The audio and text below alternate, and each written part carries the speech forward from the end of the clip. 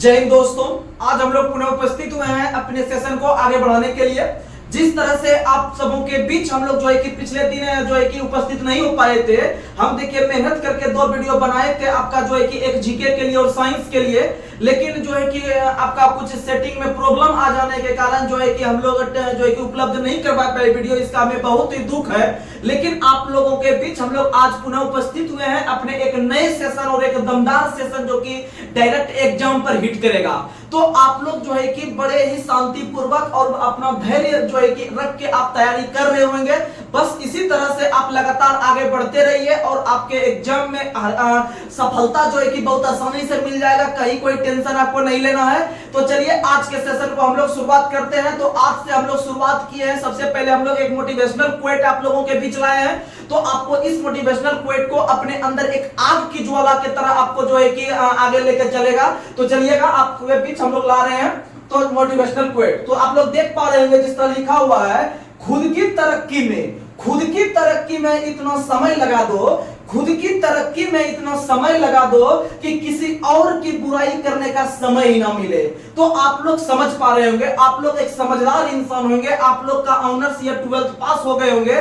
तो आप लोगों के बीच एक मोटिवेशनल क्वेट इसलिए ला रहे हैं क्योंकि आपके जो मोटिवेट होते होंगे या फिर आप लोग समझ पा रहे होंगे, आपको मोटिवेट कर रखने के लिए हमारा जिम्मेवारी है, क्योंकि आपको जो हम शिक्षा देते हैं उस शिक्षा को जो है कि सुचारू रूप से आगे एग्जाम में यूज करने के लिए आपका दिमाग जो है कि एक शांतिपूर्वक रहे और अपने आप में एक उच्च कॉन्फिडेंस के साथ आप किसी भी एग्जाम को क्रैक कर सके। तो ऐसे हकीकत बात यही है कि आपका जो समस्या है, आपकी जो घर की स्थिति है, आपके जो माता पिता का स्थिति है, या फिर आपका समाज में जो कि अभी आपको जो जिस नजर से देखा जा रहा होगा, अगर आप अपने अंदर में उतार के देखिएगा तो सबसे बड़ा मोटिवेशनल क्वेट वही है।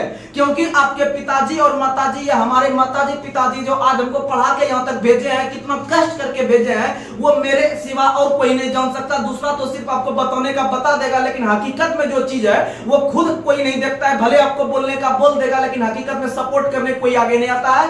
खुद आपके माता पिताजी और आपके परिवार सपोर्ट करने के लिए आते हैं और दूसरा कोई जिंदगी में नहीं होता है। बस आप तैयारी करके आगे बढ़िए और अपने परिवार को एक सम्मानजनक स्थिति में पहुंचाइए। बस इसी आपको मोटिवेशनल क्वेट के साथ आज हम लोग शुरुआत कर रहे हैं अपने जीके और स्टैटिक जीके को। तो आप लोग जो है कि समझने का प्रयास कीजिएगा। तो हम लोग जैसा कि आप लोग को बता चुके हैं कि सोमवार से हम लोग लूसेंट सीरीज ला रहे हैं और लूसेंट सीरीज किसी भी एग्जाम के लिए जो है कि बहुत महत्वपूर्ण होता है। तो आप लोग लगातार बनकर रहिएगा। और आपको बता देते हैं, जैसे लूसेंट में हम लोग हिस्ट्री चालू करेंगे तो लूसेंट में आपको एक दिन में एक टॉपिक क्लियर कर देंगे। जैसे कि 1857 का विद्रोह रहेगा तो उसमें से 1 या 2 क्लास जैसे लेंगे तो आपको हम टॉपिक वाइज क्लियर करवाएंगे और 1 से 1 क्वेश्चन करवाएंगे। बस आप लगातार जो है कि चैनल का लाभ उठाइएगा। उसी तरह से जैसे हम ज्योग्राफी क्लियर करवाएंगे तो ज्योग्राफी में आपको टॉपिक बता देंगे कि आज सौरमंडल पढ़ाने वाले हैं, तो आपको सौरमंडल पढ़ के आना है।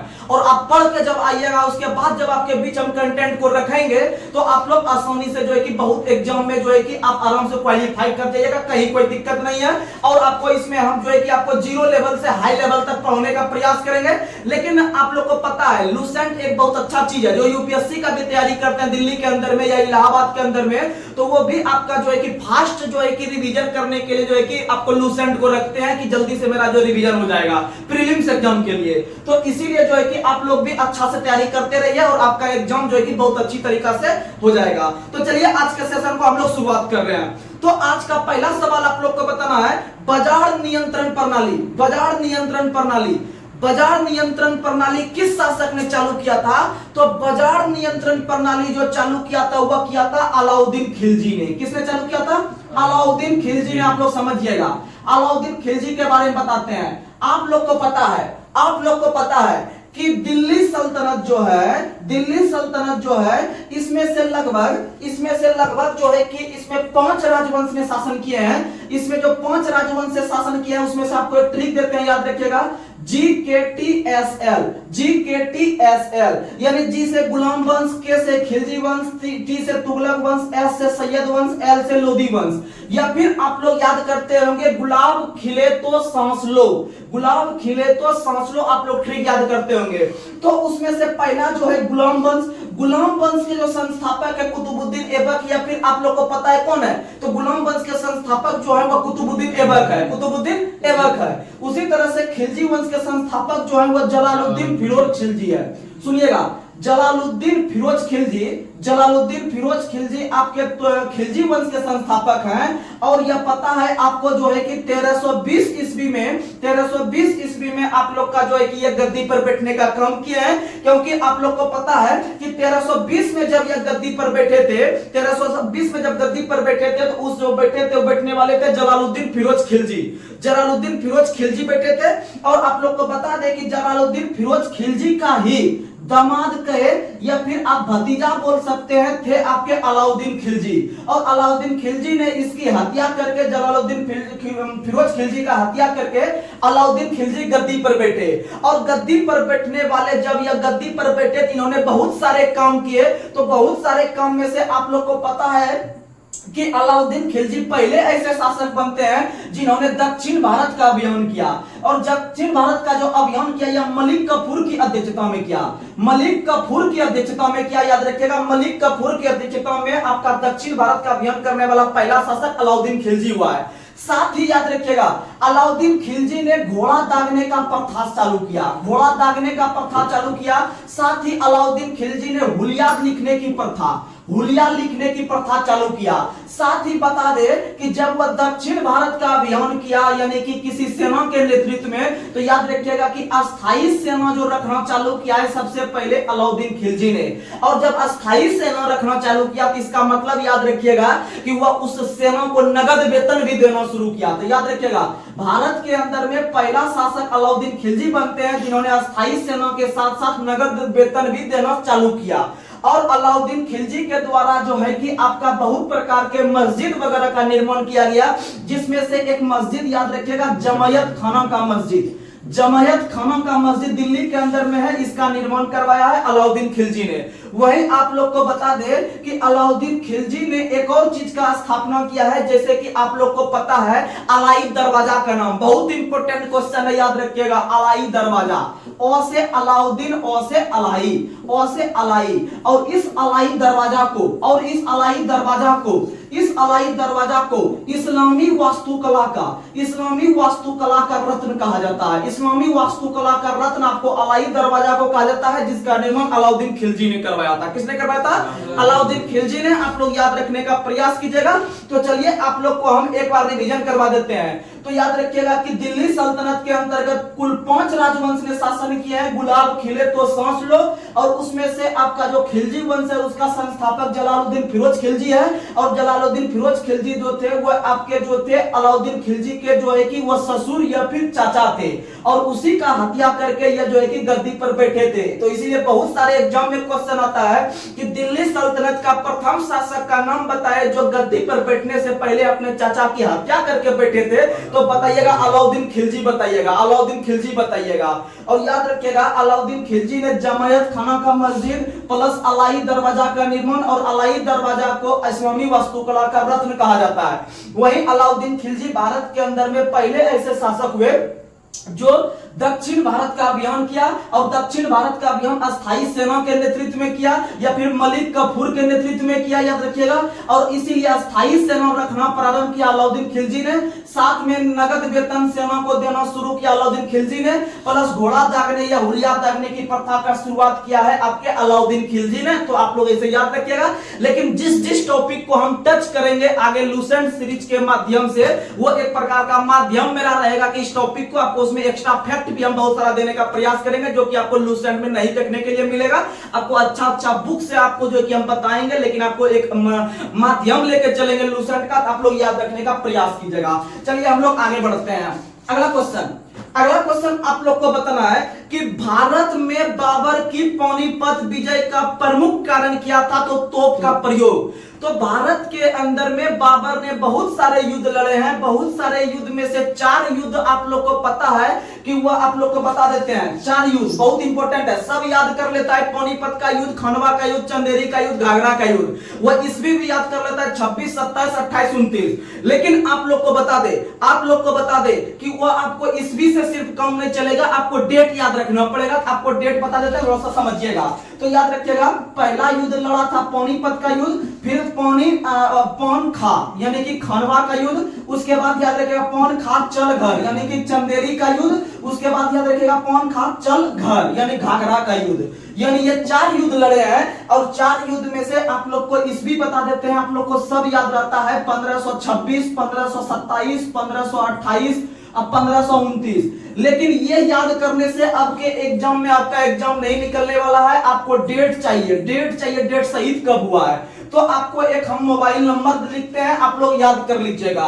तो एक मोबाइल नंबर आप याद कर लीजिएगा 21। जैसे आप लोग कोई भी मोबाइल नंबर जल्दी याद कर लेते हैं तो वह 10 अंक का मोबाइल नंबर रहता है और आप आराम से याद कर लेते हैं। लेकिन आपको 10 नंबर से बहुत छोटा अंक रहेगा तो आप याद कर लीजिएगा 21 17 29 6 ऐसे करके 21 17 29 6 21 17 29 6। यानी कि पहला वालों में दे दीजिएगा 21, दूसरा वालों में दे दीजिएगा 17, तीसरा वालों में दे दीजिएगा 29 और चौथा वालों में दे दीजिएगा 6। आप ऐसे करके याद रखिएगा। लेकिन अब बात मैटर यहां पर उठेगा कि महीना हम कौन कौन सा दे। तो आप लोग याद रखिएगा, महीना के लिए अभी आपको हम ट्रिक देते हैं। तो महीना के लिए ट्रिक याद रखिएगा, आप मां जान माई। आप हो गया, मां हो गया, जान हो गया, माई हो गया। यानी आप जो देना है आपको इसमें सटा देना है। आप मां से मार्च सटा देना है इसमें, और जान से जनवरी सटा देना है इसमें, माई से मई सटा देना है इसमें। आप लोग याद रखिएगा। यानी यहां पर लिख लीजिए आप, यानी कि हो गया आपका कौन सी अप्रैल। 21 अप्रैल 1526 को हो गया पानीपत। 17 यानी यहां से उठा लेना है 17 से उठा लीजिएगा मां यानी मार्च। उसके बाद उठा लीजिएगा आप जो है कि यहां से क्या हो गया यहाँ पर आप मां जान यानी जनवरी उठा लीजिएगा। उसके बाद यहाँ पर घाघरा यानी माई यानी मई याद रखिएगा। यानी अब बताइए आपको आराम से याद होगा कि नहीं होगा। यानी कि पौन खा चल घर आपको ये याद रहता है 26 27 28 29। लेकिन आपको ये ट्रिक याद रखना है 21 17 29 6 एक को सब सीरियल में सटा देना है। आप मां जान माई यहाँ से एक करके उठा के सीरियल देना है। आप से अप्रैल सटा देंगे, मां से मार्च सटा देंगे, जान से जनवरी सटा देंगे, माई से मई सटा देंगे। समझ में आ गया। लेकिन यहाँ पर बात उठता है कि सब में बाबर था, सब में कॉमन रूप से बाबर था, लेकिन उधर से जो लड़ने वाला उसका प्रतिद्वंदी था वो अलग अलग नाम का शासक था। तो उसके लिए भी आपको जुगाड़ देते हैं। एक ट्रिक याद रखिएगा, इरमे यानी पहला वालों में ई से हो जाएगा इब्राहिम लोदी, फिर रो से हो जाएगा राणा संगा, उसके बाद याद रखिएगा मे से हो जाएगा मेदनी राय, उसके बाद याद रखिएगा ओ से हो जाएगा अफगान, ओ से क्या हो जाएगा अफगान। आप याद रखिएगा। अब आप यहां से किसी भी क्वेश्चन को चारों में 100% मार सकते हैं। और आपको बता दे कि ये जो इब्राहिम लोदी था भारतीय इतिहास में पहले ऐसे शासक हुए हैं जो कि युद्ध स्थल में मारे गए हैं। युद्ध स्थल में मारे गए। आप लोग याद रखने का प्रयास कीजिएगा। तो चलिए हम लोग आगे बढ़ते हैं। और बाबर आप लोग को पता है कि बाबर ने जो है कि आपका 1526 ईस्वी में जो है कि आपका स्थापना किया था किसका, जो है कि 1526 में मुगल वंश का स्थापना, किसका स्थापना, मुगल वंश का। और 1206 ईस्वी में कुतुबुद्दीन ऐबक ने आपका गुलाम वंश का स्थापना किया था। आप लोग को पता है। तो चलिए हम लोग आगे बढ़ते हैं। और बाबर ने अपनी आत्मकथा बाबरनामा का रचना जो किया था वह तुर्की भाषा में किया था। और आगे चलकर अब्दुल रहीम खान खाना ने जो है कि बाबरनामा का जो है कि दूसरे भाषा में फारसी में अनुवाद किया, जो है कि आपका तुजुके बाबरी नाम से। वहीं हुमायूं नामा का रचना गुलबदन बेगम ने किया है। हुमायूं नामा का रचना गुलबदन बेगम ने किया है। वहीं अगर हम बात करते हैं जो कि शाहजहां नामा, तो शाहजहां नामा का रचना जो किया है वह किसने किया है, तो इनायत खान ने किया है। शाहजहां नामा का रचना इनायत खान ने किया है। आप लोग याद रखिएगा। चलिए हम लोग आगे बढ़ते हैं। अगला क्वेश्चन आप लोग को बताना है। अगला क्वेश्चन बताइएगा कि अली वर्दी खान कितने ईस्वी में बंगाल के नवाब बने थे। तो अली वर्दी खान पक्का पक्की 1740 में बने थे बंगाल के नवाब। सुनिएगा अब यहाँ पर बंगाल के बारे में, आपको बंगाल के बारे में बताते हैं। थोड़ा सा समझिएगा। आगे टॉपिक भी आएगा लूसेंट में, सोमवार से शुरू करेंगे। तो अभी हम ऑब्जेक्टिव लेके आगे थोड़ा सा पढ़ रहे हैं। तो बंगाल के अंदर में आप लोग को पता है कि बंगाल के जो प्रथम नवाब बने थे, तो उसमें से आप लोग को पता है कि एक शहर का नाम आपको पता होगा मुर्शिदाबाद। मुर्शिदाबाद का नाम सुने होंगे।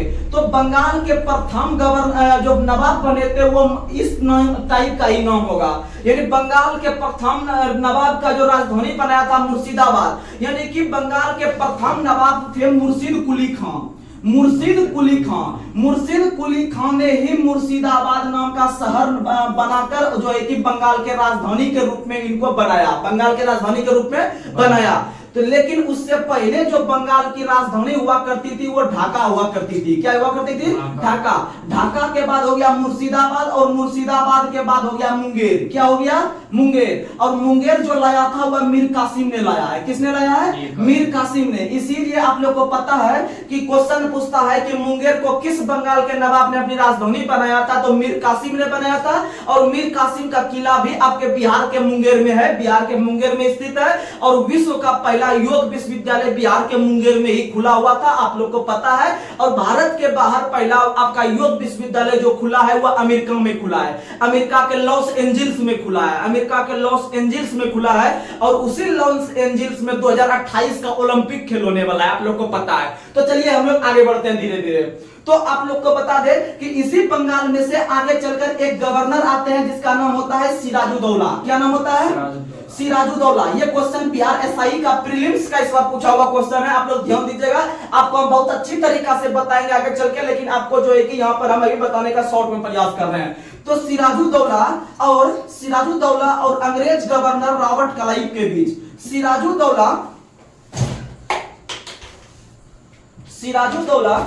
सिराजुद्दौला और रॉबर्ट क्लाइव जो कि आपका अंग्रेज गवर्नर थे, अंग्रेज गवर्नर रॉबर्ट क्लाइव और सिराजुद्दौला के बीच आप लोग को पता है 23 जून, जितना लिख रहे याद रखिएगा, 23 जून 1757, 23 जून 1757 को जो है कि प्लासी का युद्ध होता है। और प्लासी का युद्ध जो मैदान है वह बंगाल के अंदर में है वर्तमान में। और बंगाल का एक जिला है नदिया जिला, बंगाल का एक जिला है नदिया जिला, उसी में प्लासी का युद्ध का मैदान है, जहां पर रॉबर्ट क्लाइव और सिराजुद्दौला बंगाल के नवाब जो थे उनके बीच युद्ध होता है। और इस युद्ध में पता है कि सिराजुद्दौला के साथ विश्वासघात किया मीर जाफर ने। किसने किया?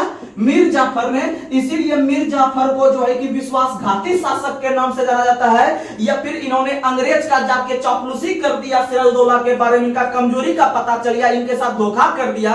तो इसीलिए सिराजुद्दौला इस युद्ध में हार गया। और इसीलिए मीर जाफर ने जब इसका सपोर्ट किया तो मीर जाफर को अंग्रेज का प्यारा गधा के रूप में पुकारा गया, अंग्रेज का प्यारा गधा के रूप में मीर जाफर को पुकारा गया। जैसे आप लोग देखते होंगे गांव समाज में बोल चाल के भाषा में आदमी बोल देते हैं, जब दो दोस्त के बीच जब जो है कि आपका कोई विश्वासघात करता है तो आदमी लोग बोल देता है कहीं मीर जाफर वाला तुम कहानी नहीं कर देना। इसका मतलब है कि ये मीर जाफर और ये दोनों कितना गहरा दोस्त था, यानी एक तरह का समाज से संबंध रखता था। और ये जाके कहां अंग्रेज आया विदेश से और उसका जाके सपोर्ट कर दिया, यानी कि ये लड़ रहा था, मैदान में उतरा था इसी के साथ लड़ने के लिए कि हम तुम्हारा सपोर्ट करेंगे। लेकिन ये घुस गया कि रॉबर्ट क्लाइव के पास, अरे बस रॉबर्ट क्लाइव को सपोर्ट मिल गया, बस ये जीत गया। तो इसका मतलब है कि मीर जाफर को जो है कि प्यारा गधा के नाम से भी जानते हैं। और जैसे ही रॉबर्ट क्लाइव ने जीता, जैसे ही प्लासी का युद्ध रॉबर्ट क्लाइव ने जीता, तो ब्रिटेन के महारानी के द्वारा रॉबर्ट क्लाइव को एक नया पद पर बैठाया जिसका नाम है गवर्नर का पद। कौन सा पद? गवर्नर का पद। याद रखिएगा प्लासी का जो युद्ध हुआ था, इसी प्लासी के युद्ध से भारत में एक पद देखने के लिए मिला, या एक पद का सृजन हुआ जिसका नाम है गवर्नर का पद। कौन सा पद?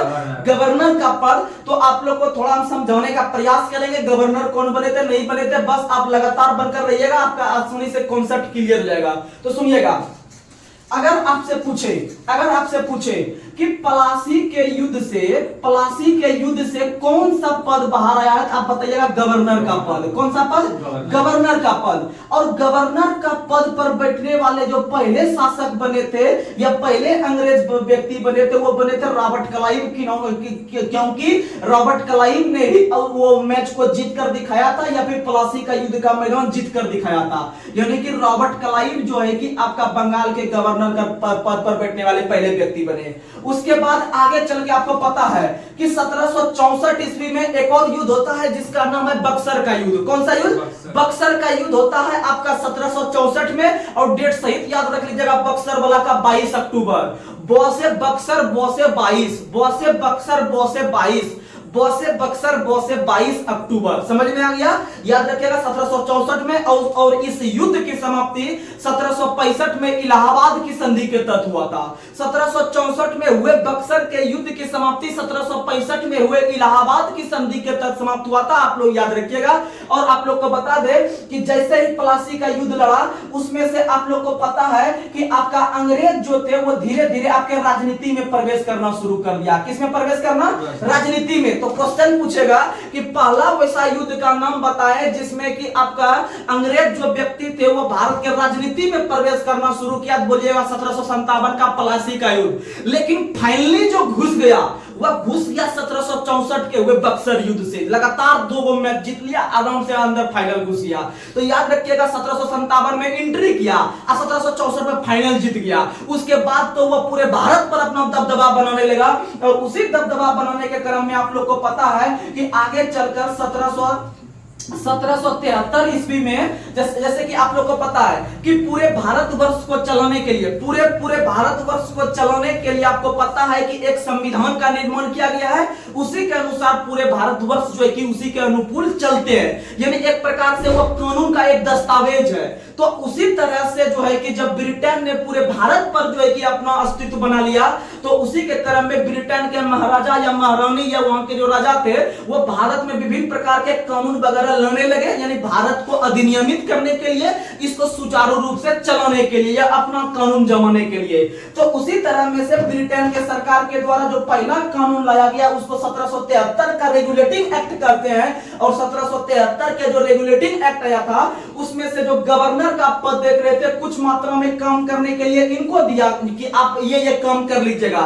जैसे आप मान लीजिए किसी के पास जाते होंगे काम करने के लिए, तो मालिक बोलते होंगे कि ये वाला काम इनको सौंप दो, ये वाला काम इनको सौंप दो, ये दोनों अलग अलग संभालते रहेगा। लेकिन दोनों का काम जो है कि दिया, दोनों का पद का सृजन किया, लेकिन किसका क्या काम होना चाहिए नहीं होना चाहिए, यानी गवर्नर का क्या काम होना चाहिए और बंगाल का जो नवाब था उसका क्या काम होना चाहिए, ये दोनों में जो है कि अंतर नहीं कर पाया 1773 का अधिनियम।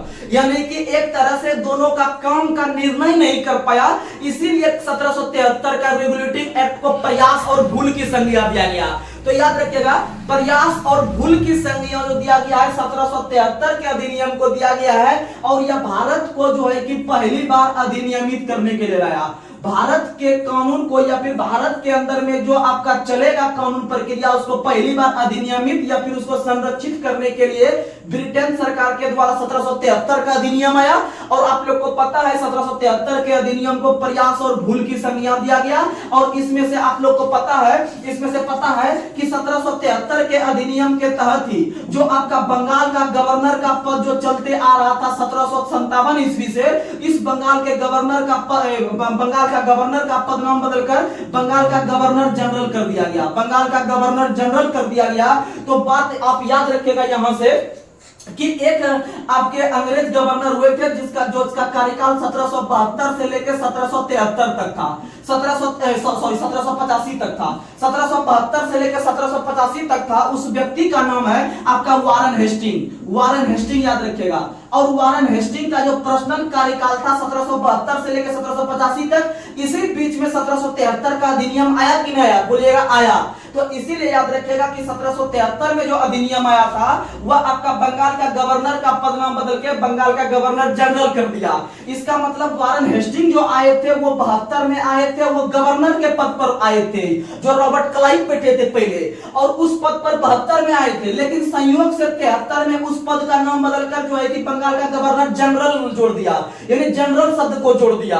तो इसका मतलब आप याद रखिएगा कि बंगाल के जो आपके अंतिम गवर्नर और बंगाल के जो प्रथम गवर्नर जनरल बने हैं वो दोनों बने हैं वारन हेस्टिंग। कौन बने हैं? वारन हेस्टिंग। क्योंकि इसके बीच में 1773 का अधिनियम आया है। इसका मतलब ये जो वारन हेस्टिंग है ये दोनों चीज का मजा लिए हैं, यानी ये पुराना वाला पद पे भी आए थे और नया वाला पद पे भी आगे मजा लिए हैं। इसका मतलब याद रखिएगा, बंगाल के अंतिम गवर्नर जो बने हैं वारन हेस्टिंग, और बंगाल के प्रथम गवर्नर जनरल जो बने हैं वह भी वारन हेस्टिंग बने हैं। तो उसी तरह आगे चलिएगा। उसी तरह से एक और अधिनियम आता है आपका जो है कि 1833 का अधिनियम। 1833 के अधिनियम के तहत आप जो बंगाल का गवर्नर जनरल पहले से देख रहे थे, इसका पदनाम बदलकर पूरे भारत का गवर्नर जनरल कर दिया गया। पूरे भारत का गवर्नर जनरल कर दिया गया। तो याद रखिएगा कि इस समय जो एक शासक हुए करते थे या गवर्नर हुए करते थे, उनका नाम है Lord William Bentinck. Lord William Bentinck, और लॉर्ड विलियम बेंटिंग का जो पर्सनल कार्यकाल था वो था 1828 से लेके 1836 तक इनका कार्यकाल था। तो याद रखिएगा इस बीच में 1833 आता है। इसका मतलब ये जो आपके विलियम बेंटिंग बने हैं ये आपके दोनों चीज के मजे लिए हैं, दोनों चीज का मजा लिए हैं। यानी कि ये आपके भारत के गवर्नर जनरल के पद पर नया पद पे बैठेंगे और पहले आए थे बंगाल का गवर्नर जनरल। इसका मतलब क्वेश्चन पूछेगा कि बंगाल का अंतिम गवर्नर जनरल कौन बने हैं, तो विलियम बेंटिंग बने हैं।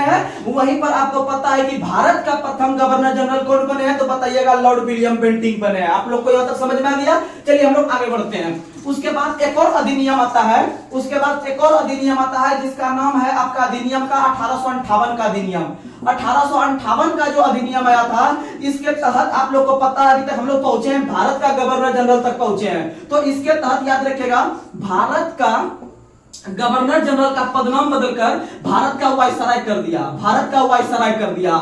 और 1858 का जो अधिनियम के तहत जो जिसका कार्यकाल चल रहा था जिस शासक का, उसका फिर हम यहां नाम लिख रहे हैं, उसका नाम है आपका लॉर्ड कैनिंग, लॉर्ड कैनिंग। और लॉर्ड कैनिंग का जो पर्सनल कार्यकाल था वो था आपका 1856 से लेके 1862 तक, और 1856 और 62 के बीच में 58 आ रहा है। तो इसका मतलब समझिएगा जिस तरह से वारन हेस्टिंग मजा लिया दोनों चीज का, जिस तरह से आपको पता है लॉर्ड विलियम बेंटिंग मजा लिया दोनों का, उसी तरह से लॉर्ड कैनिंग भी दोनों पद का मजा लिया है, पुराना वाला और नया वाला। तो आप लोग को बता दे कि उसमें से आपका इसी बीच में आता है 1858 का अधिनियम, और इस तरह का पदनाम बदल दिया जाता है, यानी वायसराय नाम पड़ा। तो आप बताइएगा कि भारत का जो अंतिम गवर्नर जनरल बनेगा वह लॉर्ड कैनिंग बनेगा, और भारत का जो प्रथम वायसराय बनेगा वह आपका कौन बनेगा, तो वह भी कैनिंग बनेगा। कौन बनेगा? लॉर्ड कैनिंग बनेगा। और लॉर्ड कैनिंग के एक कार्यकाल में आप लोग को पता है कि पहली बार जो है कि 1857 का सिपाही विद्रोह हुआ। उसके बाद आपको पता है कि 1861 का जब अधिनियम आएगा आगे चल के, इसी के कार्यकाल में आएगा, क्योंकि आपको इसका कार्यकाल 62 तक बताया है। लगले 3 साल के बाद 58 में आया है, लगले 3 साल के बाद 1861 ईस्वी में फिर से एक अधिनियम आएगा, 1861 का अधिनियम। इसके तहत भारत के जो वायसराय बने हैं इनको अध्यादेश जारी करने का अधिकार दिया। क्या जारी करने का? अध्यादेश जारी करने का अधिकार दिया। यानी जिस तरह से आप लोग पॉलिटी के अंदर में पढ़ते होंगे राष्ट्रपति का अध्यादेश और राज्यपाल का अध्यादेश, अनुच्छेद 123 और 213 पढ़ते होंगे। यानी जब सत्र जो है कि काम नहीं कर रहा होता है लोकसभा राज्यसभा, तब वहां पर राष्ट्रपति जो कानून बनाते हैं उसको हम लोग अध्यादेश कहते हैं। तो उसी तरह से पहली बार जो अध्यादेश जारी करने का अधिकार दिया है गवर्नर को, वो 1861 के अधिनियम के तहत। वहीं 1861 के अधिनियम के तहत ही पोर्टफोलियो सिस्टम लाया गया, पोर्टफोलियो सिस्टम। और पोर्टफोलियो सिस्टम को ही हम लोग कहते हैं विभागीय प्रणाली। क्या कहते हैं? विभागीय प्रणाली, या इसी को कहते हैं मंत्रिमंडलीय प्रणाली, मंत्रिमंडलीय प्रणाली। यानी कि पोर्टफोलियो सिस्टम, विभागीय सिस्टम या मंत्रिमंडलीय सिस्टम जो पहली बार लाया गया है वह लॉर्ड कैनिंग के काल में 1861 के अधिनियम के तहत लाया गया है। और इसी का प्रभाव हमारे आज 2024 का जो मोदी जी का मंत्रिमंडल चल रहा है या मंत्रिपरिषद चल रहा है उसमें भी देखने के लिए मिल रहा है, क्योंकि इसमें यह सिस्टम था कि जो अलग अलग विभाग था वह अलग अलग व्यक्ति को सौंप दिया था काम करने के लिए। जैसे किसी को शिक्षा मंत्री बना दिया था, किसी को जो है कि राजस्व मंत्री बना दिया था, किसी को वित्त मंत्री बना दिया था। तो इस तरह का सिस्टम पहली बार 1861 में अंग्रेज के जमाने में देखने के लिए मिला था। और उसी का प्रभाव जब भारत आजाद होने लगा, यह संविधान का निर्माण हुआ, तो इसी चीज को उठा के अपने संविधान में डाल लिया गया। और तब अभी जाके हम देखते हैं कि मोदी के मंत्रिमंडल में अभी जो कि 42 गो मंत्री जो है कि अपनी मौज पे ताव दे रहा है और मलाई खा रहा है। तो इसका मतलब आप समझिएगा कि इसका प्रभाव अंग्रेज के जमाने से ही है।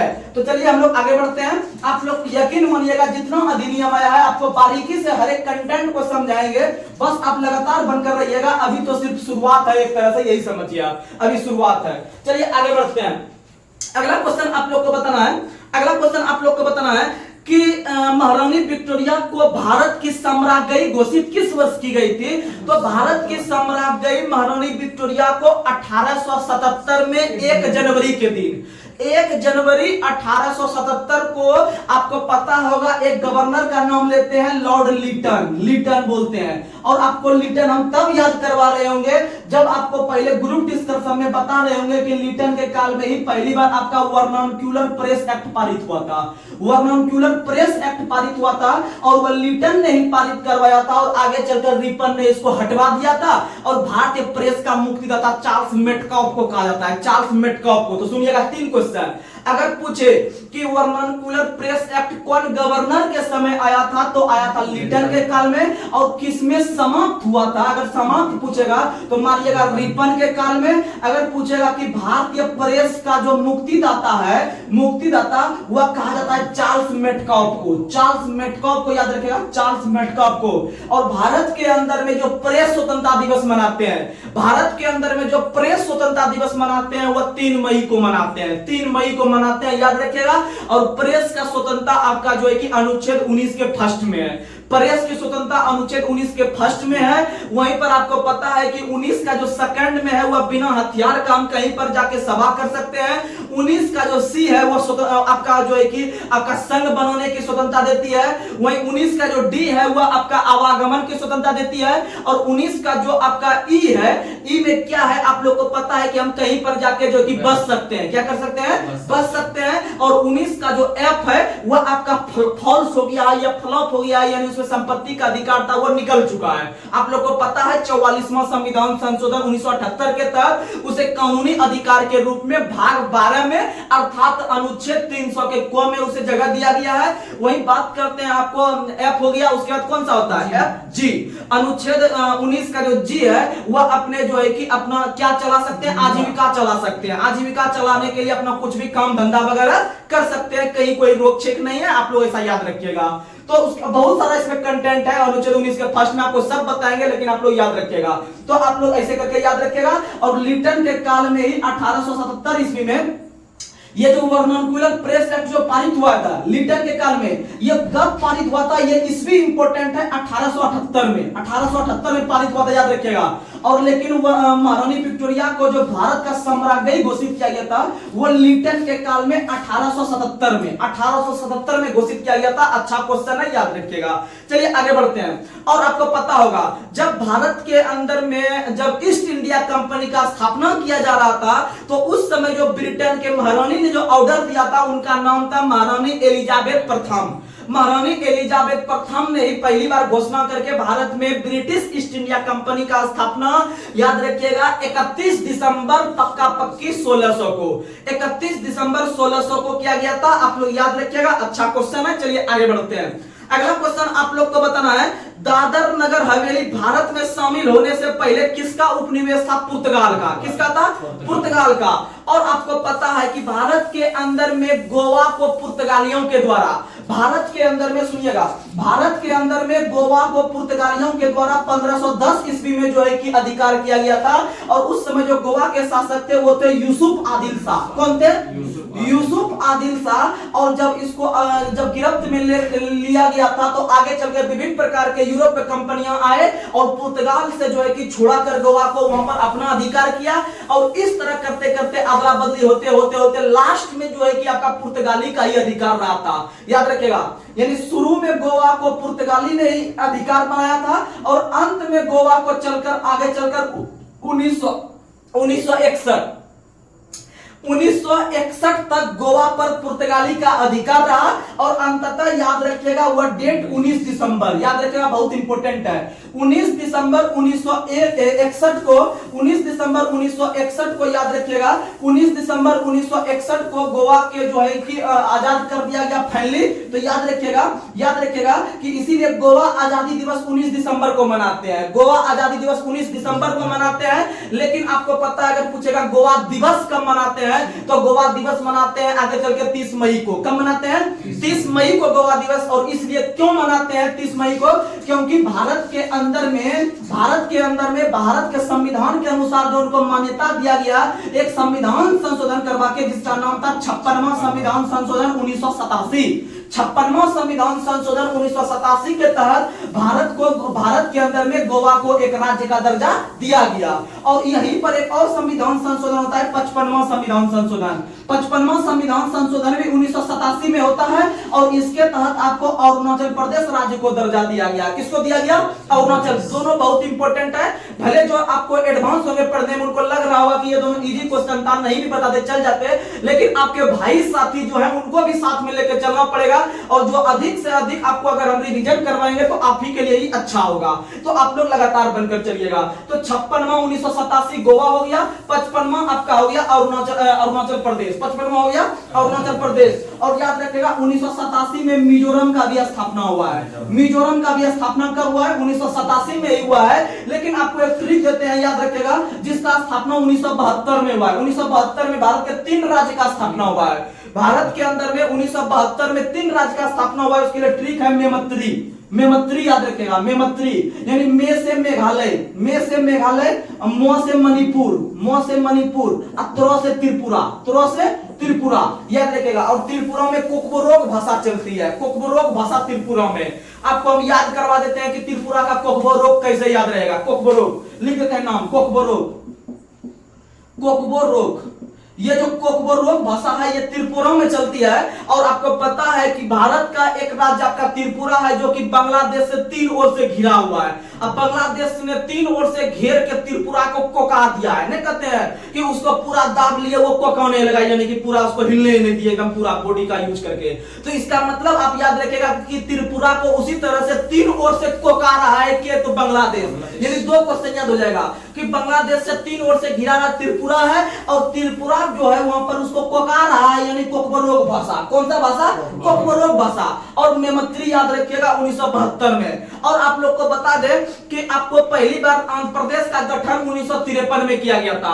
आंध्र प्रदेश का गठन 1 अक्टूबर 1953 को किया गया था। और वही राज्य आगे चल के 1956 ईस्वी में भाषा के आधार पर पुनर्गठित होने वाला पहला राज्य बना।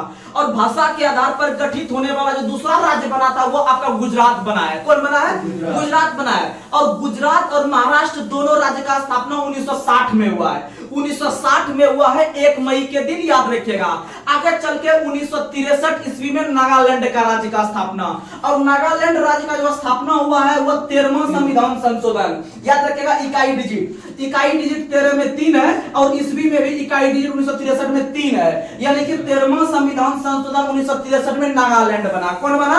नागालैंड। और भारत के अंदर में नागालैंड आपका एकमात्र ऐसा राज्य है जहां का राज्य की भाषा अंग्रेजी है। और अंग्रेजी राज्य की भाषा हमारे 8वीं अनुसूची में शामिल नहीं है, जैसा कि आप लोग को पता है। अगर हम फिर आगे चल के बात करते हैं 1966 ईस्वी में हरियाणा का स्थापना। 1966 में हरियाणा का स्थापना हुआ है। आगे चल के आप लोग को पता है कि आगे चल के आपका 1971 में हिमाचल प्रदेश, 1971 में हिमाचल, और फिर 72 में 3 हो गया। उसके बाद 1975 में सिक्किम का स्थापना। 1975 में सिक्किम का स्थापना 36वां संविधान संशोधन के तहत हुआ है, आप लोग को पता है। और याद रखिएगा 35वां संविधान संशोधन का संबंध भी सिक्किम से ही है। दोनों कंफ्यूजन है, कंफ्यूज नहीं होना है। याद रखिएगा 35वां संविधान संशोधन और 36वां संविधान संशोधन दोनों का जो संबंध है वह सिक्किम से ही है। लेकिन आपको हम डिफरेंट समझा देते हैं कि 35वां के तहत सिक्किम को एक शहर राज्य का दर्जा दिया गया, यानी पूर्ण राज्य का दर्जा नहीं दिया गया।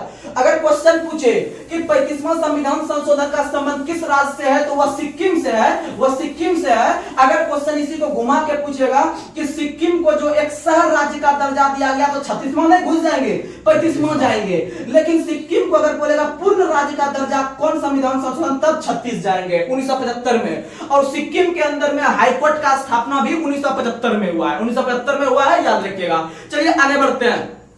और आप लोग को बताए हैं कि सिक्किम में आप लोग को बता दे, आपको चलिए आगे बताते हैं, क्योंकि वहां पर हम दर्रा बताते हैं तो आपको दर्रा का भी टॉपिक है, आपको बताएंगे। चलिए आगे बढ़ते हैं। अगला क्वेश्चन आप लोग को बताना है कि यूरोप की सबसे लंबी नदी कौन सी है? वोल्गा। यूरोप की सबसे लंबी नदी कौन सी है? वोल्गा। और एशिया की सबसे लंबी नदी कौन सी है? Yangtze Sikiang. एशिया की सबसे लंबी नदी कौन सी है? यमटी सिकियांग, याद रखिएगा। चलिए हम लोग अब आते हैं आपके ज्योग्राफी वाले प्रश्न पर, जो कि आपका लूसेंट से दिए थे टॉपिक। तो आज तो आपका सैटरडे हो गया, फिर कल संडे हो गया, उसके बाद हम लोग शुरू कर देंगे आराम से आपका लूसेंट का टॉपिक। देखिएगा तब कितना जबरदस्त आपका तैयारी होता है, बस आप लगातार बनकर मेरे साथ चलिएगा। चलिए आगे बढ़ते हैं। तो चलिए अगला क्वेश्चन, भारत का मानक समय इलाहाबाद के कौन से जगह से गुजरती है? तो भारत का जो मानक समय है, मानक समय का मतलब है कोई एक स्टैंडर्ड समय जगह लिया जाता है, जहां से कि पूरे भारत का हम समय ज्ञात कर सकते हैं कि कौन से शहर का जो है कि कौन से कितना समय हो रहा है, नहीं हो रहा है। तो आप लोग के बीच हम इस पर टॉपिक एक स्पेशल लेके आएंगे, आपको हर एक जगह का हम समय ज्ञात करने के लिए बताएंगे। तो आप लोग लगातार बनकर रहिएगा, आपको हर एक टॉपिक का जो है कि क्वेश्चन करवाएंगे, बस किसी भी चीज के लिए समय देने की आवश्यकता होती है। तो आप लोग को बता दें कि भारत के अंदर में जो समय जोन है वो 5 राज्य से होकर गुजरती है, और 5 राज्य में से जो पहला राज्य है वो उत्तर प्रदेश है, क्योंकि उत्तर प्रदेश का ही एक शहर है इलाहाबाद, इलाहाबाद के पास एक शहर है छोटा सा मिर्जापुर, और मिर्जापुर के नैनी नामक स्थान से ही आपका 82.5 डिग्री पूर्वी देशांतर, 82.5 डिग्री पूर्वी देशांतर जो है कि गुजरती है। अब बात करते हैं कि यहाँ पर आप देशांतरे काहे लिखते हैं, अक्षांश काहे लिखे, तो आप समझिएगा। एक चीज बता देते हैं, जैसे मान लीजिए पूरा पृथ्वी हो गया, पृथ्वी के बीचों बीच जो है कि आपका पता है 0 डिग्री होता है, इसको हम लोग भूमध्य रेखा कहते हैं, इसको विषुवत रेखा कहते हैं, या इसको इक्वेटर के नाम से भी जानते हैं। और यहां से आप धीरे धीरे जैसे ऊपर बढ़िएगा तो आप यहाँ पर नॉर्थ वाले ध्रुव पर आ सकते हैं, अर्थात 90 डिग्री पर आ सकते हैं, इसको हम लोग उत्तरी ध्रुव कहते हैं। इसी तरह धीरे धीरे नीचे आइएगा तो इसको यहाँ पर दक्षिणी ध्रुव होता है, ये भी आपको जो है कि दक्षिणी ध्रुव कह सकते हैं, अर्थात 90 डिग्री का ये भी एंगल बनाता है। तो आप याद रखिएगा यहाँ पर 0 डिग्री हो गया, यहाँ से नीचे आइएगा तो यहाँ पर 23.5 डिग्री हो गया।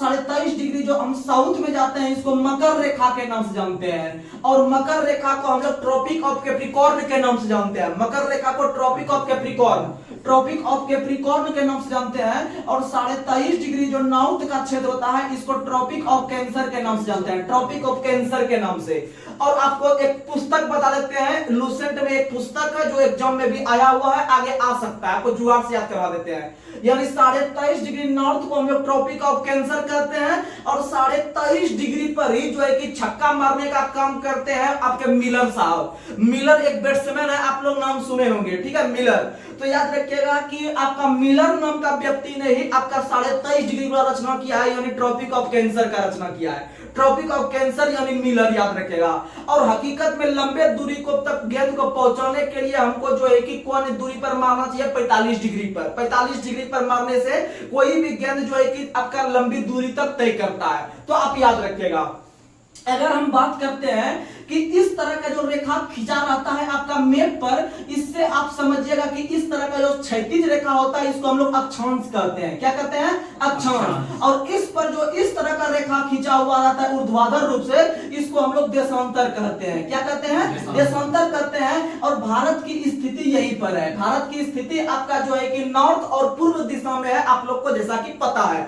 और आप लोग को बता दे कि ये जो देशांतर रेखा है, इसी देशांतर के तहत हम लोग किसी भी जगह का समय ज्ञात कर सकते हैं। इसीलिए आप लोग को पता है कि 82.5 डिग्री जो है यह समय निकालने के लिए ही एक मानक समय है। इसीलिए जो है कि देशांतर यहां पर हम लोग सटाए हैं, आप लोग को याद रखना चाहिए। यानी कि 82.5 डिग्री पूर्वी देशांतर भारत का मानक समय है, जो मिर्जापुर के नैनी के इलाहाबाद नामक जगह से गुजरती है। और यह जो गुजरती है कुल 5 राज्य से, तो 5 राज्य में से आपको बता दे, पहला राज्य तो उत्तर प्रदेश देख रहे हैं, उत्तर प्रदेश से क्रॉस कीजिएगा तो एमपी चल जाइएगा, एमपी के बाद आपका थोड़ा सा नीचे आइएगा तो आप चल जाएगा छत्तीसगढ़, और छत्तीसगढ़ के बाद आप लोगों को पता है उड़ीसा चल जाइएगा, और उड़ीसा के बाद आप लोग को आंध्र प्रदेश, उड़ीसा के बाद आंध्र प्रदेश चल जाइएगा, उड़ीसा के बाद आंध्र प्रदेश चल जाइएगा।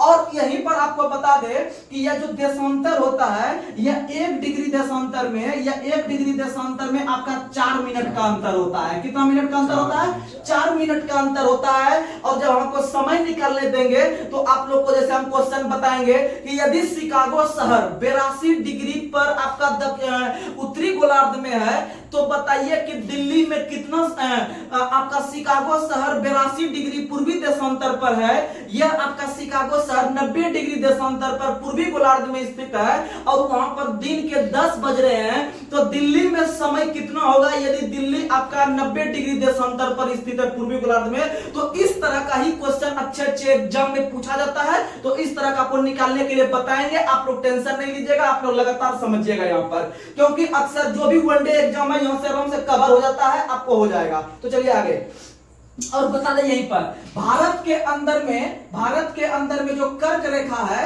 भारत के अंदर में जो कर्क रेखा अर्थात 23.5 डिग्री जो आपका उत्तरी गोलार्ध है, यह कुल 8 राज्य से होकर गुजरती है और 8 राज्य में से आप लोग को सीरियली याद रखना पड़ेगा, उल्टा पुल्टा याद रखने से काम नहीं चलेगा। लोग ट्रिक याद रख लेता है, मित्र पर गमछा झाड़, लेकिन उससे कुछ नहीं होगा, वो उल्टा पुल्टा सेटिंग किया गया है। वो मैप के द्वारा देखिएगा तो कोई राज्य वहां पर आता है, कोई राज्य पीछे आता है, आपको सीरियली ढंग से चलना पड़ेगा। तो सीरियली में से याद रखिएगा कि सबसे ऊपर में आपका जो उधर है गुजरात है, गुजरात के नीचे आइएगा, फिर आपका राजस्थान आइएगा, राजस्थान के बाद आपका मध्य प्रदेश आएगा और मध्य प्रदेश के बाद आप लोग कहां चलिएगा?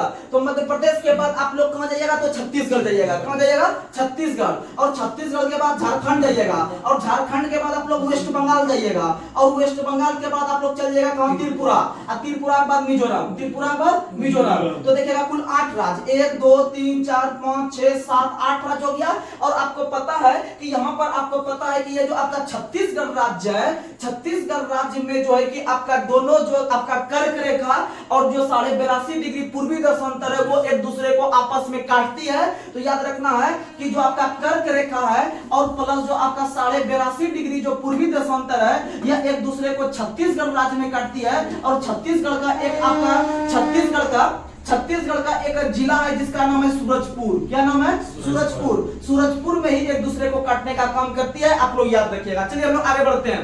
अगला क्वेश्चन आप लोग को बताना है, भारतीय उपमहाद्वीप में सम्मिलित कुल कितने देश हैं? जैसे आप लोग को पता है कि पूरे विश्व में कुल 7 महाद्वीप है। 7 महाद्वीप में से सबसे बड़ा महाद्वीप एशिया है, एशिया में हम लोग निवास करते हैं। तो आपको जो है कि क्षेत्रफल के अनुसार से हम आपको क्रम बता देते हैं सभी का।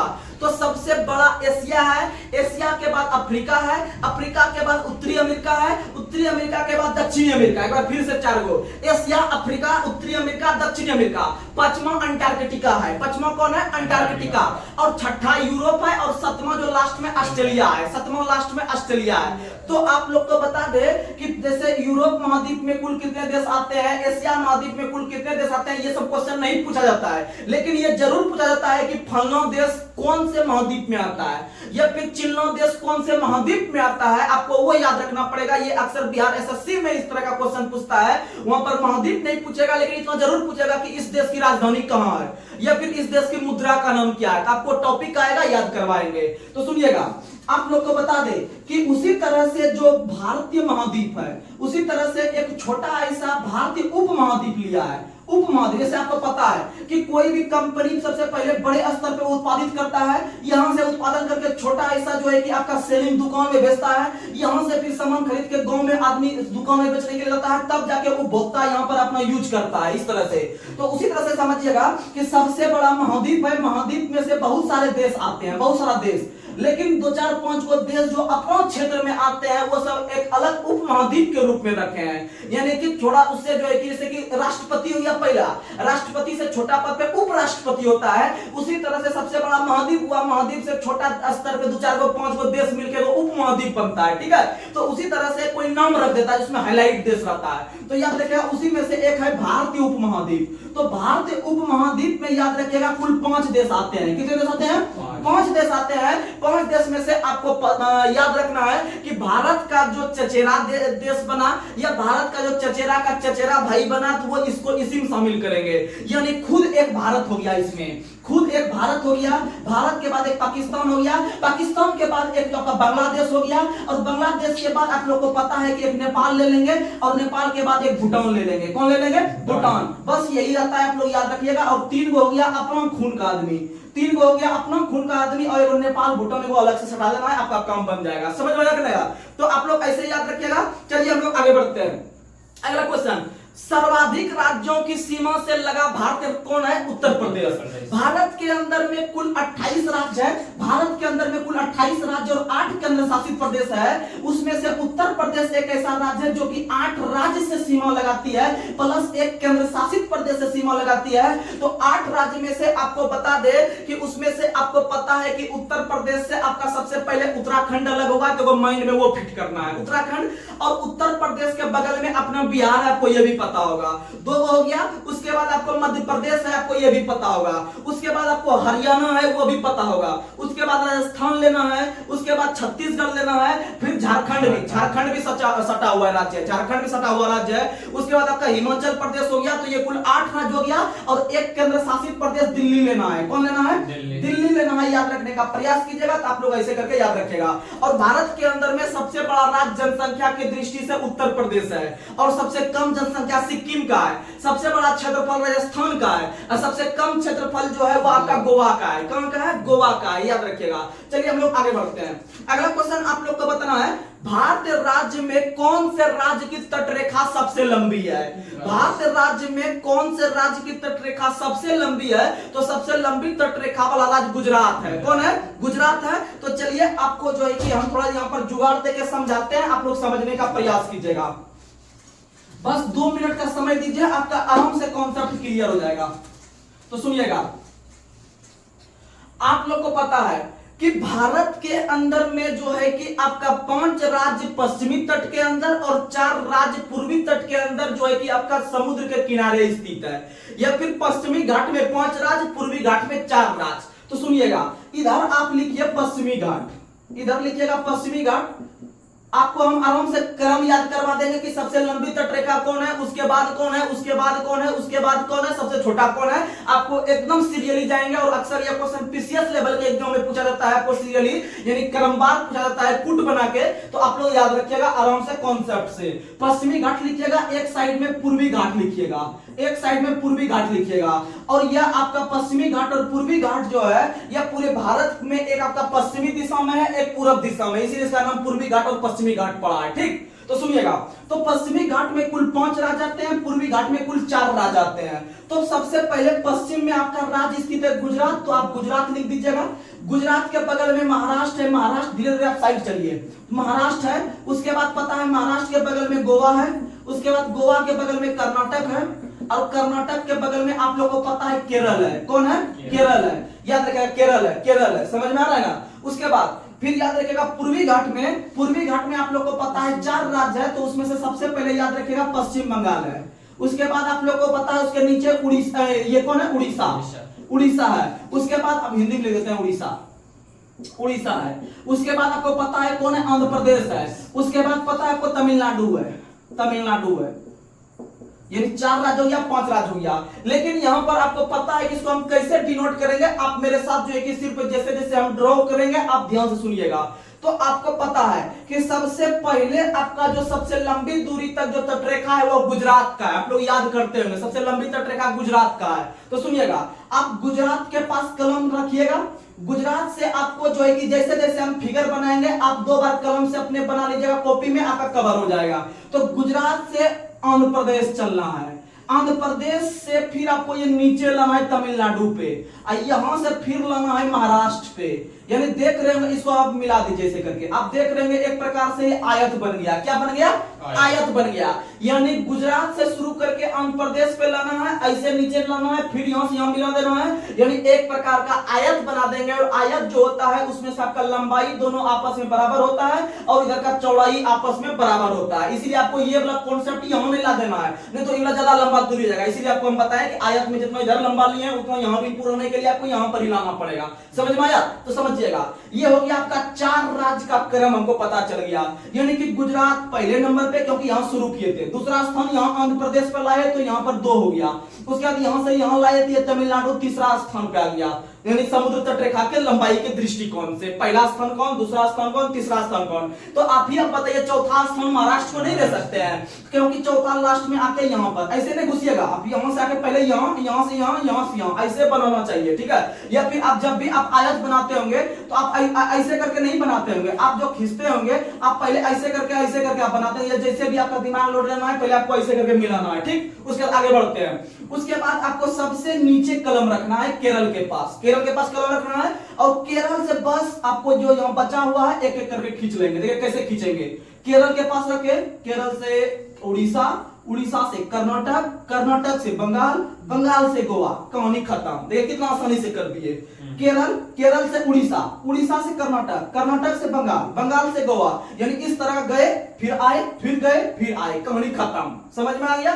तो इसका मतलब 4 तक महाराष्ट्र गया था, 5वां हम कहां से शुरू किया है? केरल से। तो केरल हो गया 5वां, केरल से गए उड़ीसा, उड़ीसा हो गया 6ठा, उड़ीसा से आए कर्नाटक, कर्नाटक हो गया 7वां, कर्नाटक से फिर गए बंगाल, ये हो गया 8वां, और बंगाल से फिर आए गोवा, गोवा हो गया 9वें स्थान पे। इसीलिए आपको याद करते हैं कि भारत के अंदर में सबसे छोटा जो तटरेखा है वह गोवा का है, और सबसे लंबा आपका गुजरात का है। अब बताइए, आप इसको नहीं अच्छा से कवर कर सकते हैं, आप बताइएगा, आराम से कवर कर लेंगे, कहीं कोई दिक्कत नहीं है। आप वीडियो को रोक के समझ लीजिएगा एक बार 2 बार, उसके बाद अपने हाथ से आप जो है कि आराम से इसको इस तरह से कीजिएगा। इसीलिए याद रखिएगा, पश्चिमी घाट के अंतर्गत 5 राज्य है, पूर्वी घाट में 4 राज्य है, इसीलिए दोनों को जोड़ के 9 और राज्य ऐसे हैं जो कि आपका समुद्र के किनारे अपनी तटरेखा बनाते हैं, जैसा कि आप लोग को पता है। चलिए आगे बढ़ते हैं। अगला क्वेश्चन आप लोग को बताना है कि जम्मू कश्मीर राज्य के अंतर्गत कौन कौन से दर्रे आते हैं। तो आपको इसके लिए हम ट्रिक दे रहे हैं, आप ट्रिक से कवर कर लीजिएगा। तो आप लोग को बता देते हैं, जम्मू कश्मीर के अंतर्गत विभिन्न प्रकार के दर्रे आते हैं, उसमें से आपको ट्रिक देते हैं, याद रखिएगा, काजप बाबू, काजप बाबू, यानी का से काराकोरम दर्रा, काराकोरम दर्रा, जो से जोजिला दर्रा, पो से फिर पंजाल दर्रा, पो से फिर पंजाल दर्रा, उसके बाद बो से बनियाल दर्रा, उसके बाद बू से बुर्जिल दर्रा, बू से बुर्जिल दर्रा, और ये जो बनियाल दर्रा है इसी में आपका जवाहर सुरंग है। कौन सा सुरंग है? जवाहर सुरंग। याद रखिएगा, आपका बनियाल दर्रा में, बनियाल में 4 अक्षर है, जवाहर में भी 4 अक्षर है, आप दिमाग लगाइएगा, एग्जाम में क्वेश्चन आता है। ये हो गया आपका जम्मू कश्मीर में। उसी तरह से अगर हम बात करते हैं कि अरुणाचल प्रदेश में कौन कौन सा दर्रा है, तो दर्रा जो होता है वह आपका पहाड़ी इलाकों में होता है। दर्रा जो होता है 2 पहाड़ी के बीच में जो रास्ता निकलता है वो छोटा ऐसा, उसी को हम लोग दर्रा कहते हैं। क्या कहते हैं? दर्रा।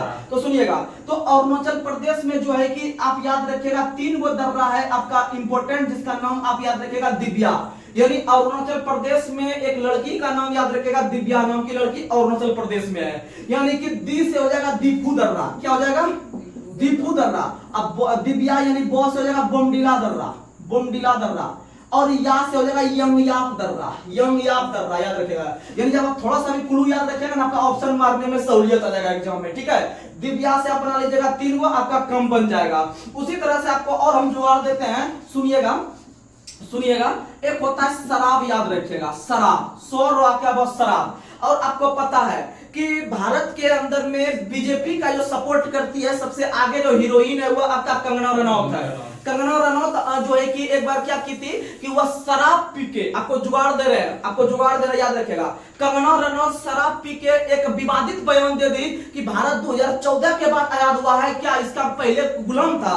यानी कि वो मोदी का सपोर्ट करते हैं या फिर जिनका भी सपोर्ट करते हैं उनसे वो कोई मतलब नहीं है, हमको जुगाड़ है कि मेरा एग्जाम कैसे निकल जाए, ठीक है, इस बेरोजगारी के इस जो है कि तपस्या में। तो सुनिएगा कि आपको याद रखना है, कंगना रनौत का पर्सनल घर जो है वह हिमाचल प्रदेश है। और आप लोग को बता दें हिमाचल प्रदेश में कंगना रनौत हमेशा शराब के मूड में रहती है, ठीक है, और जो है कि हाँ शराब के मूड में, यानी हिमाचल प्रदेश में शराब। तो हिमाचल प्रदेश में जो आप शराब पीते हैं तो उसमें से याद रखिएगा 100 से शिवकिला दर्रा, 100 से शिवकिला दर्रा, उसके बाद फिर रो से रोहतांग दर्रा, रोहतांग दर्रा, और रोहतांग दर्रा का ही नाम बदल के अटल सुरंग है। अटल सुरंग रोहतांग दर्रा में, ये आप लोग को पता है। उसके बाद याद रखिएगा बो से याद रखिएगा बड़ा लाचा दर्रा, बड़ा लाचा दर्रा, बड़ा लाचा दर्रा याद रखिएगा, ये हो गया शराब काम हो गया हिमाचल प्रदेश। और आपको पता है, याद रखना है हीरोइन का नाम आपको कंगना रनौत, अगर जो है कि हिमाचल में है और वह शराब पी के हमेशा रहती है, यानी कि शराब हो गया हिमाचल, 100 से शिवकिला, रो से रोहतांग, बो से बड़ा लाचा,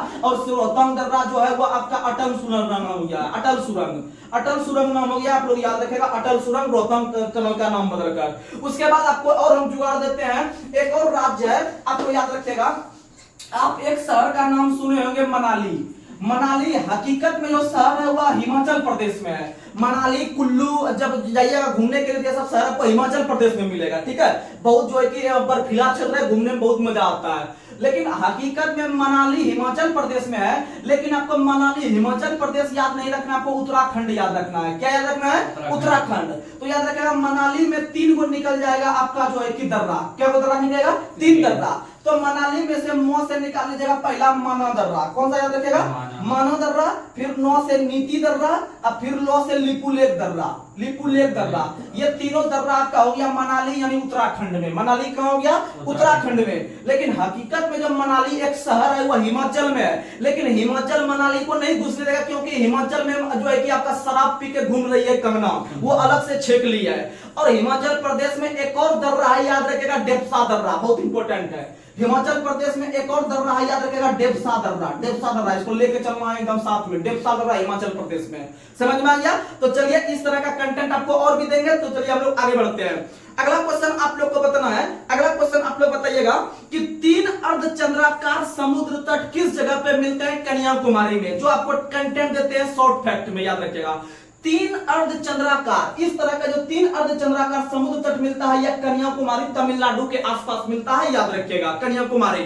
और इसी कन्याकुमारी में विवेकानंद रॉक मेमोरियल है, बहुत इंपॉर्टेंट। विवेकानंद जो स्वामी विवेकानंद थे उसका जो रॉक मेमोरियल बना हुआ है आपका, जो है कि देखने के लिए वह कन्याकुमारी में ही बना हुआ है। और कन्याकुमारी जो है वह भारत के अंदर में भारत का सबसे दक्षिणी बिंदु है। दक्षिणी बिंदु कन्याकुमारी है। उसको जो है कि वहां पर आपका इंदिरा पॉइंट भी है, और इंदिरा पॉइंट का पहले जो नाम था वह आपका पिग्मिलियन पॉइंट था, उसी का और नाम था आपका पार्किंसंस पॉइंट। यानी Parkinson's point, Pygmalion point, Indira point, ये सब एक ही चीज है आपका, जो है कि आपका सबसे दक्षिणी बिंदु। और भारत का सबसे उत्तरी बिंदु इंदिरा कॉल है, और सबसे पूर्वी बिंदु आपका वलंगू अरुणाचल प्रदेश में है, और सबसे पश्चिमी बिंदु गुजरात में आपका कहां पर है? गौर माता। गौर माता याद रखिएगा गुजरात में। तो चलिए हम लोग आगे बढ़ते हैं। अगला क्वेश्चन आप लोग को बताना है कि भारत का भौतिक स्वरूप जो है, अर्थात उसमें से हिमालय को जो हम लोग पढ़ते हैं 4 भाग में बांट के। कितने भाग में? हिमालय को 4 भाग में बांट के पढ़ते हैं। उसमें से आप लोग को पता है हिमालय को 4 भाग जो बांटते हैं, उसमें से आप लोग हम शॉर्ट में भी समझा देते हैं। एक है आपका पंजाब हिमालय, दूसरा याद रखिएगा आपका है कुमायूं हिमालय, उसके बाद फिर याद रखिएगा तीसरा आप लोग को पता है नेपाल हिमालय, उसके बाद चौथा याद रखिएगा कौन सा हिमालय है? असम हिमालय। कौन सा हिमालय है? असम हिमालय। यानी कि आपको प्रादेशिक विभाजन के आधार पर ये 4 प्रकार के भाग में बांट के पढ़ते हैं इसको। नेपाल हिमालय, पंजाब हिमालय, कुमायूं हिमालय, असम हिमालय, ये 4 हिमालय है। और 4 हिमालय का जो आपका स्थिति है वह 2 नदियों के बीच है। यह 2 नदी के बीच में है। तो यही क्वेश्चन आता है कि पंजाब हिमालय किन 2 नदियों के बीच है, कुमायूं हिमालय किन 2 नदियों के बीच में है, तो आप लोग याद रखिएगा। तो आपको इसमें हम जुगाड़ देते हैं, तो सुनिएगा जुगाड़ देते हैं। तो पंजाब में शीश है। पंजाब में क्या है? शीश है। पंजाब में शीश है। पंजाब में शीश है, या फिर आप इधर से भी लिख सकते हैं पंजाब में शीश है। यानी कि पंजाब हिमालय जो है वह आपका सिंधु और सतलज के बीच है। सिंधु और सतलज के बीच है आपका पंजाब हिमालय। और याद रखिएगा कुमायूं में हमको शक है। कुमायूं में क्या है? शक है। यानी 100 से हो गया सतलज, 100 से हो गया सतलज, और को से हो गया काली। को से क्या हो गया? काली। यानी 2-4 बार जब पढ़िएगा ना, अपने आप आपका जब ऑप्शन में मिलेगा ना, तो दिमाग काम करेगा। अच्छा पंजाब में शीश शीश बोल रहे थे, तो देखते हैं मिलता है ऑप्शन की नहीं, यानी सिंधु सतलज मिलेगा ही मिलेगा। तो ये सब कंफर्म क्वेश्चन है। उसके बाद देखिएगा नेपाल में हमको क्या है? तो नेपाल में हमको काती है। नेपाल में क्या है? काती है। काती यानी का से काली हो जाएगा, और तो से तिस्ता हो जाएगा। क्या हो जाएगा? तिस्ता। और तिस्ता जो है वह ब्रह्मपुत्र की सहायक नदी है। ऐसे देखें तो ब्रह्मपुत्र की बहुत सारा सहायक नदी है। तिस्ता हो गया, कामेंग हो गया, लोहित हो गया, सुबनसिटी हो गया, ये सब आपका ब्रह्मपुत्र की सहायक नदी है। और ब्रह्मपुत्र नदी का उद्गम स्थल तिब्बत के मानसरोवर पहाड़ी में है। और भारत के अंदर में तिब्बत नदी आपको पता है, ब्रह्मपुत्र नदी पता है यंगयाप दर्रे से निकलती है। भारत के अंदर में आपको भारत के अंदर में जो सतलज नदी है वह आपका यंगयाप दर्रे से निकलती है, या फिर यंगयाप दर्रे से होकर प्रवेश करती है भारत में। और ब्रह्मपुत्र नदी जो है वह सबसे अधिक असम में बहती है, इसीलिए असम की शोक नदी के नाम से हम लोग जो है कि किसको जानते हैं? तो याद रखिएगा ब्रह्मपुत्र नदी को जानते हैं। और ब्रह्मपुत्र नदी के अंतर्गत आपको पता है कि ब्रह्मपुत्र नदी का जो सबसे आपका क्या है, तो आप लोग को पता है कि सबसे बड़ा नदी द्वीप जो है, सबसे बड़ा नदी द्वीप जो है वह आपका माजुली नदी का नदी द्वीप है। और माजुली जो है वह खुद ब्रह्मपुत्र की साइड नदी है। माजुली, सुबनसिटी, फिर से बता देते हैं, माजुली, सुबनसिटी, कामेंग, लोहित, तीस्ता, ये सब किसका है? ब्रह्मपुत्र का। किसका है? ब्रह्मपुत्र का। उसमें से जो आपका ये नदी है, अभी जो बताए अभी हम आपको कौन सा नदी, तो आपको हम कौन सा नदी बताए, तो आपको कौन सा नदी बताए जो है कि अभी ये जिसपे की सबसे बड़ा नदी मुख है, माजुली। हाँ, सबसे बड़ा जो नदी मुख है वह आपका किसका है? सबसे बड़ा जो नदी द्वीप है, सबसे बड़ा नदी द्वीप जो है वह माजुली नदी का है। याद रखिएगा, असम के अंदर में जोरहट जिला के अंदर, और भारत के अंदर में जो सबसे बड़ा नदी मुख है वह हुगली नदी का है। सबसे बड़ा नदी मुख पूछेगा तो हुगली मारेंगे।